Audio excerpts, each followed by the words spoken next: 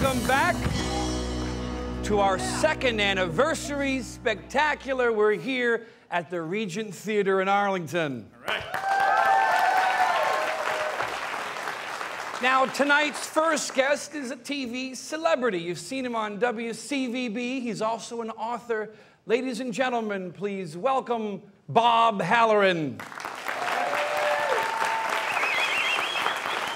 Hi, Bob. How you doing? Welcome back. Very good to be here. How are you? It's good to see you again. Yeah. Now, we noticed that you brought your book, The Fellowship of the No Longer Miserable. Yeah. And it's a great book that also is beneficial to the Jimmy Fund, because that's where the proceeds go, right? Right. I wrote a book that was primarily sports talk radio, and I sent it into a publisher who basically said, what the heck is this? And they wanted a narrative thrown in, so I made it about a boy with leukemia who undergoes a bone marrow transplant, and he listens to the sports talk radio while the Red Sox and Patriots win 3 championships in 12 months. So it turns out to be kind of a touching story with a happy ending, and kind of a walk down memory lane for Boston sports fans. And tonight you're doing us a favor. You're actually signing the book in the back of the hall. So if they come and buy the book, the proceeds go to the Jimmy Fund, and you get a signed book from Bob Halloran. Now, Bob, we also have to talk about something exciting that has happened in your life in the last couple of years. You wrote a book that was about Irish Mickey Ward, a biography, and a movie was made about him. It's called The Fighter, and you were hired as a technical consultant. In fact, we found out afterwards that most of the people involved in the movie read your book. Yeah, that was very exciting for me. The first time I saw that Mark Wahlberg had read it, and that was how he got Mickey O'Keefe, Mickey's actual trainer, to be in the movie, was he thought that Mickey O'Keefe was the hero of the story, and I tend to agree with that. But yeah, it was very exciting. The book actually came out in 2007.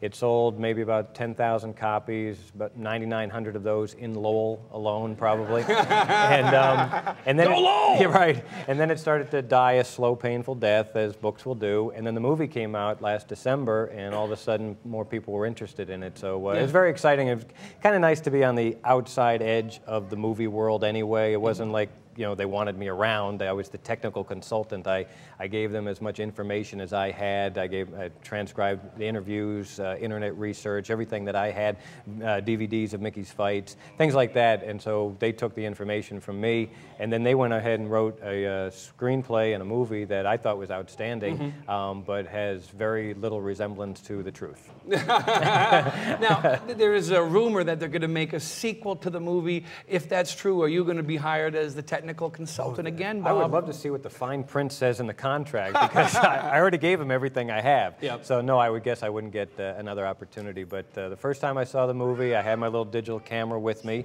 snuck it into the theater, and when the credits rolled and it says technical consultant Bob Halloran, I snapped a photo, which you can find on Facebook. The photos on Facebook. Right. That's fantastic. Now, you're also at WCVB, and you do reporting. So other than the reporting, though, you do a lot of writing, and that's what led you to write your books. You also do some writing for magazines, don't you? Yes, I've been writing. I started really with Page 2 at ESPN.com. That kind of got the juices flowing. And then my job at Channel 5 is part-time. I'm 3 days a week doing news and sports on the weekends. I produce as well. Well, I got news for you.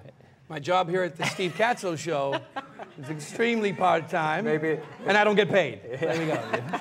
Well, I get paid a little bit, but I do have a lot of time during the week to be an at-home dad and to be a writer, and so I publish something in the Metro on a regular basis, and I've had a couple of magazine articles published as well regarding the fighter and that story. And so yeah, I do as much as I can, and I'm working on a new one right now about another boxer named Terry Norris, who's got quite a story to tell. Yeah. Now, let me ask you just real quick, let's tell people at home what the title of the book is about Mickey Ward, because we didn't say what it was. That's Irish Thunder, The Hard Life and Times of Mickey Ward. And unfortunately, they didn't name the movie Irish Thunder, which would have made it easy for the consumer to put 2 and 2 together. Instead, folks have to see a movie about Mickey Ward, then wonder if there's a book written, Google it, next thing you know. And so it's been working out fairly well. Now, when you wrote the book about his life, did you guys actually become friends? Because obviously you had to spend time with him and his family, right? I would like to think that we're friends. I mean, we contact each other probably every month or so for various reasons, especially since the movie came out and there's a lot of book signings and things. I'll play in his golf tournament again. So yeah, we don't hang together. And he's never introduced me to Mark Wahlberg or anything. anything like that. I did have my picture taken with the other guy who... Dickie? No, who played him in the movie. Christian Bale, thank you. Shout it out. Yeah, people they saw the movie, didn't they? So those have been my little, touches with greatness, and it's been fun.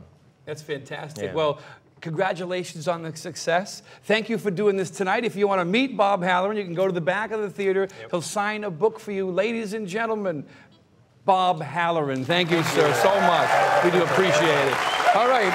Well, all righty.